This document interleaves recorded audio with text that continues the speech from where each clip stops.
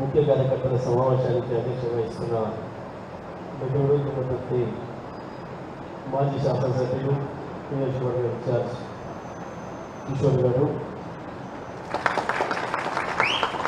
పెద్దలు BRS party Suryapet జిల్లా అధ్యక్షులు మాజీ రాజ్యసభ సభ్యులు గౌరవ లింగయ్య యాదవ్ గారు, సోదరి జిల్లా ప్రజా పరిషత్ మాజీ అధ్యక్షురాలు సూర్యాపేట దీపికా యువతర్ గారు, మిత్రులు ఆలేరు మాజీ శాసనసభ్యులు బూడిద దక్షిణ గౌడ్ గారు, మిత్రులు బీఆర్ఎస్ పార్టీ రాష్ట్ర నాయకులు వెంకటేశ్వర గారు, నరసింహారెడ్డి గారు, మిత్రులు సూర్యాపేట జిల్లా రైతు బంధు సమితి మాజీ అధ్యక్షులు రజాక్ గారు, యుగేందర్ గారు, స్థాయి గారు, రఘునందన్ రెడ్డి గారు, వేదిక పైన మాజీ ఎంపీపీలు, జడ్పీటీసీలు, ఇతర ప్రజాప్రతినిధులు, సింగిల్ విండో చైర్మన్లు, నా ఉద్యమ సహచరులు, 2001 నుండి టీఆర్ఎస్ పార్టీలో జెండా పట్టుకొని ఊరికొక్కరిగా ఉన్నా సరే మేము దీన్ని నిలబెడతామని చెప్పే నమ్మకంతో మొదటి నుంచి ఉన్న అనేక మంది ఉద్యమ సహచరులు, కార్యక్రమంలో హాజరైన సోదరిమణులు, మీడియా మిత్రులందరికీ నా నమస్కారం. ఈ సభ ఉద్దేశం మీకు తెలుసు, మీరందరూ ఇప్పటికీ సిద్ధమై ఉన్నారు. సరే, పార్టీలు ఎప్పుడు కూడా రాజకీయ పార్టీలు సభలు పెట్టుకోవడం అనేది సాధారణమైన విషయం. ఏ పార్టీ అయినా పెట్టుకుంటారు. మనకంటే ముందు నుంచి పుట్టిన పార్టీలు కూడా ఉన్నాయి, చాలా సభలు పెట్టుకున్నాయి. మనం కూడా చాలా సభలు పెట్టినాం.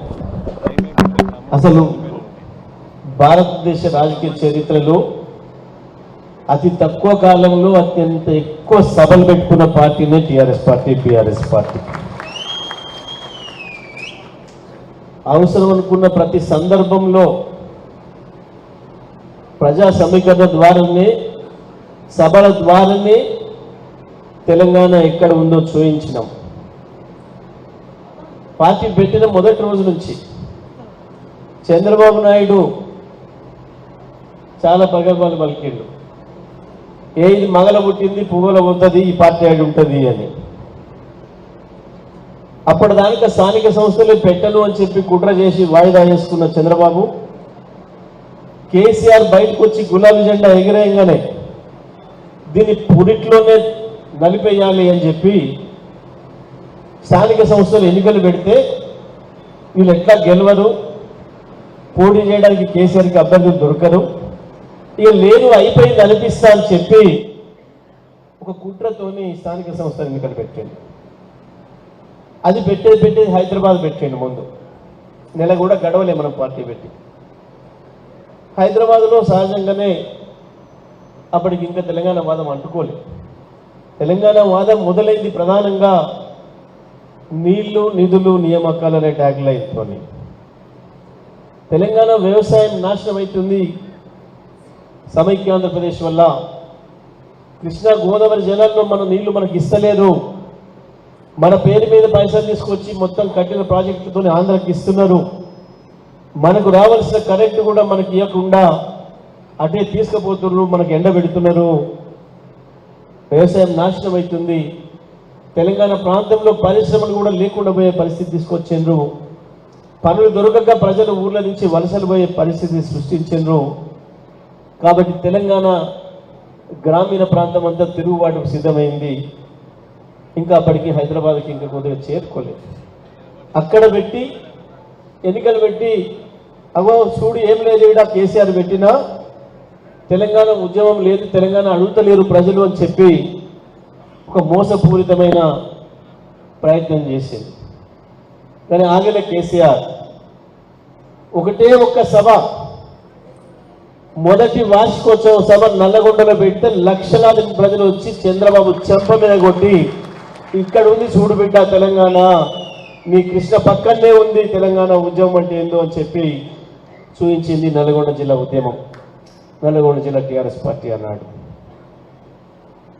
ఆ రకంగా అనేక సభలు ఒకటి తర్వాత ఒకటి ఒకటి తర్వాత ఒకటి చివరికి సోనియా గాంధీ తెలంగాణ ఇస్తా రమ్మని చెప్పి ఢిల్లీలో 53 రోజులు కేసీఆర్ నుంచి ఈ రోజు రాత్రి నిర్ణయం అయిపోయింది, రేపు పొద్దున సోనియా గాంధీ నుంచి పిలుపు వస్తుంది అని చెప్పి పొద్దున ముఖం సాటేసి మళ్ళీ ఆంధ్రోలు పోయి ముడుపులు ఇయ్యంగానే ముఖం చాటేసి తెలంగాణ ఇయ్యలేము అని చెప్పి పంపించాను. ఆ టైంలో కాంగ్రెస్ తెలుగుదేశం ఇద్దరు కలిసి ప్రతిసారి కలిసే ఉన్నారు. ఎప్పుడు తెలంగాణను వ్యతిరేకించాలన్నా, తెలంగాణ వాదాన్ని దెబ్బతీయాలన్నా చంద్రబాబు రాజశేఖర రెడ్డి, చంద్రబాబు రోసయ్య, చంద్రబాబు కిరణ్ కుమార్ రెడ్డిలు ఎప్పుడైనా కలిసే పనిచేసిండ్రు. ఆసారి కూడా కలిసి ఒకటై వాళ్ళ సొంత మీడియాలలో అయిపోయింది, ఇంకా కేసీఆర్ పని అయిపోయింది, టీఆర్ఎస్ లేదు అని చెప్పి ప్రచారం చేస్తున్న సందర్భంలో సూర్యాపేట తెలంగాణ ఎక్కడుందో చూపిస్తా, నీకు తెలంగాణ వాదం ఎట్లా ఉంటుందో చూపిస్తా అని చెప్పి అక్కడిక్కడ కాదు, నీ ఆంధ్ర పక్కనే నీ పక్కంలో బల్లెంలాగా ఉంటుంది అని చెప్పి సూర్యాపేటలో అద్భుతమైన సభను పెట్టి 2012లో మొత్తం మళ్ళీ అందరి దిమ్మ తిరిగేటట్టుగా చేసి చూపించింది తెలంగాణ వారు. ఆ రకంగా అనేక సభలు పెట్టినాం. ఢిల్లీ నుంచి నాయకులను తీసుకొచ్చి భారతదేశంలోని అన్ని పార్టీలను ఆహ్వానించి వరంగల్లో కేసీఆర్ పెట్టిన సభ భారత రాజకీయ చరిత్రలోనే ఒక సంచలనం సృష్టించింది. ఇన్ని లక్షల మంది ప్రజల్ని ఒక దగ్గరికి చేర్చడం అనేది అది ఎవరితో సాధ్యం కాదు, కేవలం కేసీఆర్కు మాత్రమే సాధ్యమవుతుంది అని చెప్పి దేశంలో వచ్చే నాయకులందరూ కూడా వచ్చి మాట్లాడే పరిస్థితిని తీసుకొచ్చి నిజమే ఆ సభలన్నీ జరిగినాయి. ఇవాళటి సభ దీనికి ఇంకా ఒక ప్రత్యేకత వచ్చింది.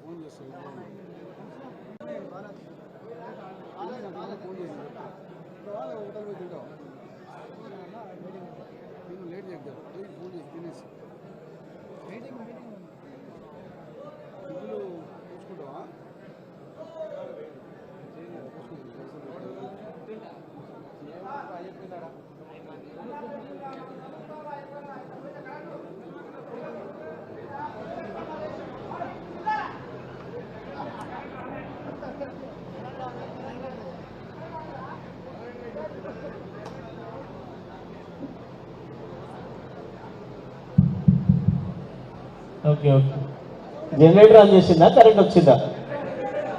Okay okay. అయినా కరెంట్ పోకపోతే ఆశ్చర్యం, కానీ పోతే ఆశ్చర్యం. ఇప్పుడు మన కాలంలో పోతే ఆశ్చర్యం.